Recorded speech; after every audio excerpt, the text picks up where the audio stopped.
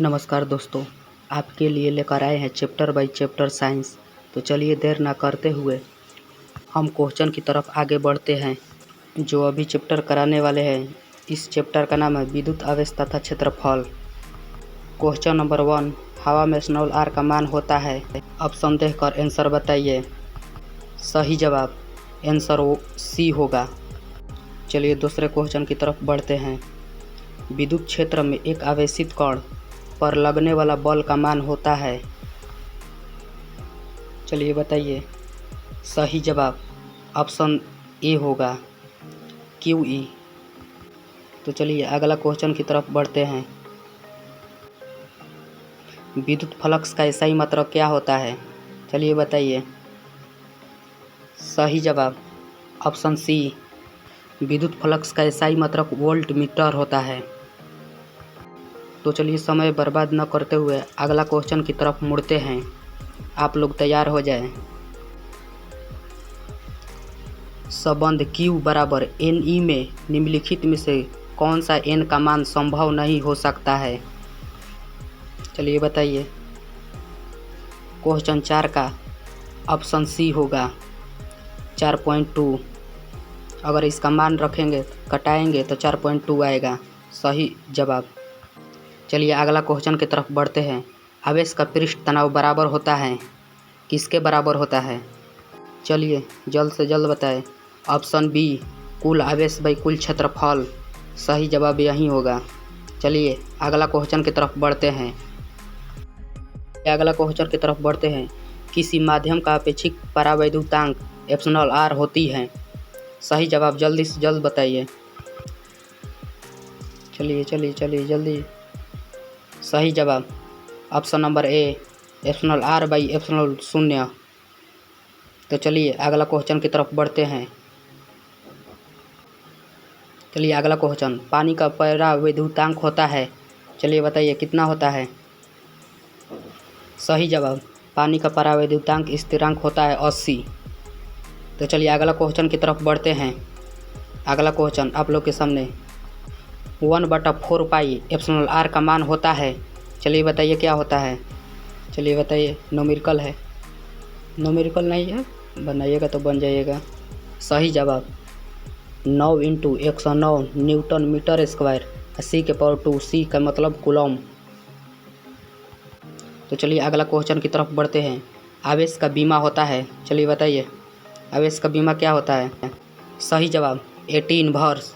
तो चलिए अगला क्वेश्चन की तरफ बढ़ते हैं। स्मॉल आर का मान होता है। चलिए बताइए। सही जवाब FM इन्वर्स यानी FM⁻⁻1। चलिए अगला क्वेश्चन, किसी दूर पर अवस्थित दो आवेशित कण के बीच विद्युत बल F है। यदि उनके बीच की दूरी आधी कर दी जाए तो विद्युत बल का मान होता है, क्या होगा? चलिए सही जवाब बताइए। 12 का। चलिए बनाइए। सही जवाब ऑप्शन नंबर ए। चलिए अगला क्वेश्चन की तरफ चलते हैं। जब किसी वस्तु को अपेक्षित किया जाता है तो उसका द्रव्यमान क्या होगा? उसका द्रव्यमान पर क्या प्रभाव पड़ेगा? चलिए बताइए। 13 का ऑप्शन नंबर सही जवाब डी, बढ़ या घट सकता है, दोनों हो सकता है, बढ़ेगा या नहीं तो घटेगा। चलिए अगला क्वेश्चन, जब किसी वस्तु को अपेक्षित किया जाता है तो उसका द्रव्यमान क्या होगा? द्रव्यमान पर क्या प्रभाव पड़ेगा? चलिए सही जवाब बताइए। चलिए बताइए। इसका भी सही जवाब बढ़ या घट सकता है, ऑप्शन नंबर डी। तो चलिए देर न करते हुए अगला क्वेश्चन की तरफ चलते हैं। विद्युत शीतलता का SI मात्रक क्या होता है? चलिए बताइए। विद्युत शीतलता का SI मात्रक क्या होता है? चलिए बताइए क्या होता है? सही जवाब ऑप्शन नंबर ए, N⁻⁻1 M⁻⁻2 C⁻²। सही जवाब ऑप्शन ए होगा। चलिए अगला क्वेश्चन, कूलम बल है, माने क्या है? कूलम क्या है? किसका बल है? चलिए सही जवाब बताइए। सही जवाब केंद्रीय बल और विद्युत बल, ए और बी। ऑप्शन नंबर सी, ए और बी दोनों। यदि समरूप विद्युत क्षेत्र x अक्ष की दिशा में विद्यमान है तो समविभव होगा, क्या होगा? चलिए बताइए। सही जवाब ऑप्शन नंबर सी, YZ तल की दिशा में होगा। तो चलिए अगला क्वेश्चन की तरफ चलते हैं।